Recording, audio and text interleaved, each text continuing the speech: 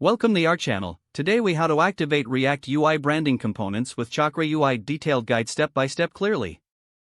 First, ensure you have a React application set up. Open your terminal and navigate to your project directory. Install Chakra UI by running the command npm install at Chakra UI /reacted emotion /styled framer motion. Once installed, locate your application's entry file, typically index.js or app.js. Import the Chakra provider from Chakra UI at the top of your entry file. Wrap your main application component with the Chakra provider. Now, create a new file called theme.js in your src directory.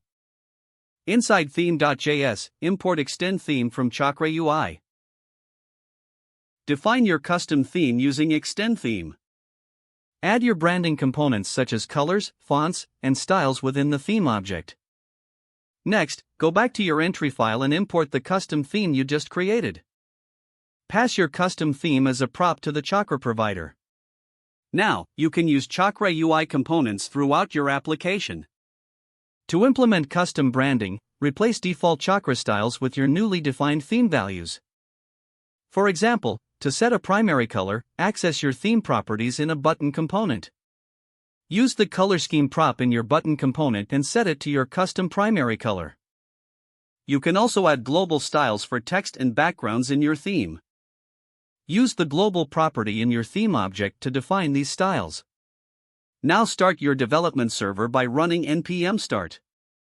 Open your application in a web browser to see the custom branding in action. Experiment with other Chakra components to further enhance your application's UI.